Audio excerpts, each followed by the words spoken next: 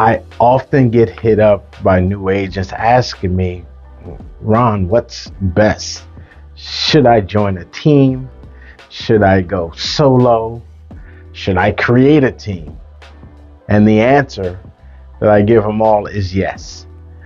So it is whatever you desire. That's what's beautiful about the real estate industry. First of all, for everything that we do, there is an entire industry that does that one thing that we kind of mesh together. So there is customer procurement, there's customer to client conversion, there is showing agents, there are listing agents, there are contract to close specialists. There are a number of tasks that we do as real estate agents that entire industries are created.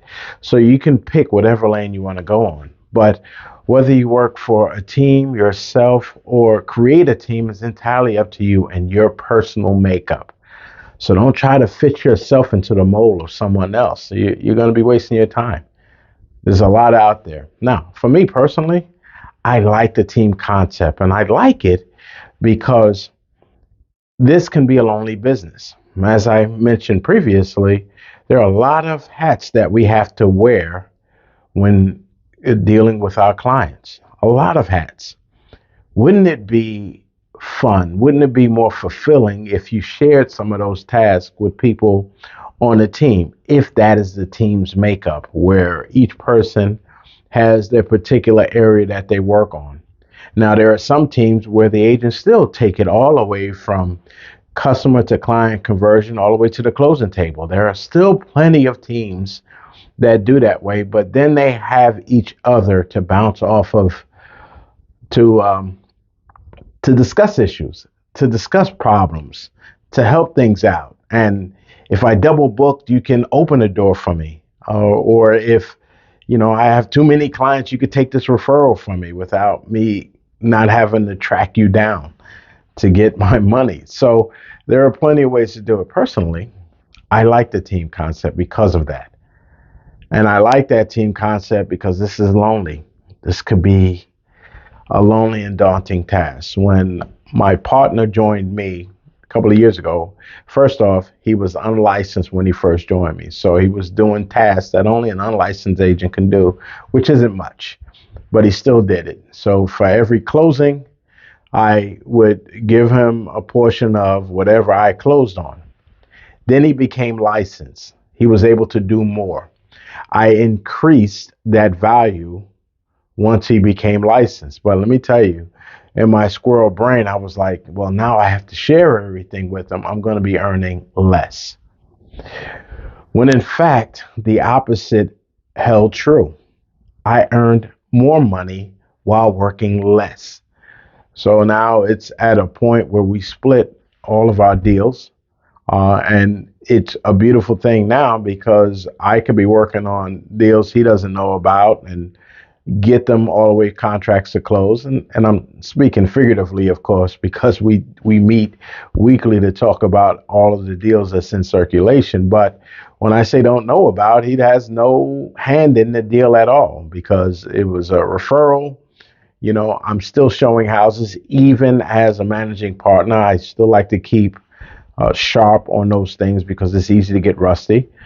So in sharing that stuff, he's also doing things that I am not part of and still get paid on it. My point is this. Just because there are more people involved does not automatically equate to a reduced income. In fact, I would count on an increased income.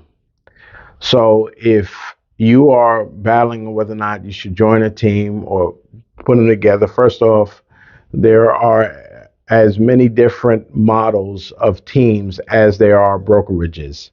So there are some teams where the team lead takes the lion's share of the splits because they put out the marketing, they have the office, they have the signs, they do the lock boxes, they do everything.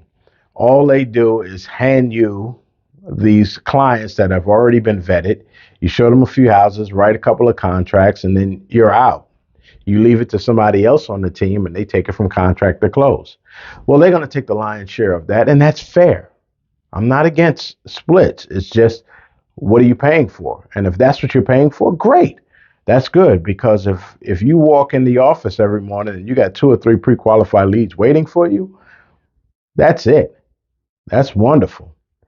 But then we go to the other end of the spectrum, where there are some teams that don't split a penny amongst themselves. They are there to keep each other motivated. They're there to assist each other.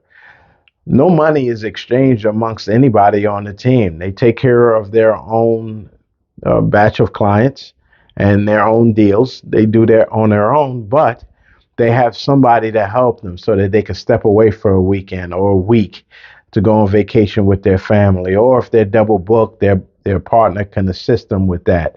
Or if they are going to two-side a transaction for another, in other words, I have a listing and then I found a buyer. Well, now I give it to my partner and my partner closes the deal like normal. That works.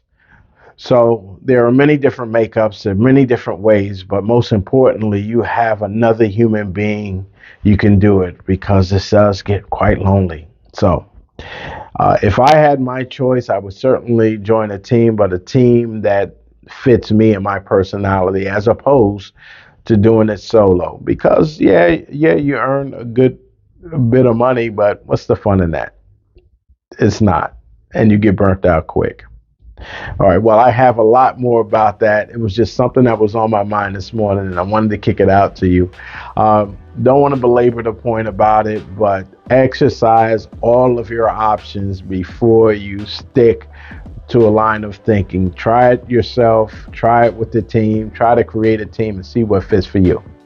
I'm Ron Cooks. I am with Infinite Client. As always, it's a pleasure to get out of here, so I can talk to you, and hopefully I can accelerate your game plan so you don't have to go through the mistakes that I've made in coming through this business.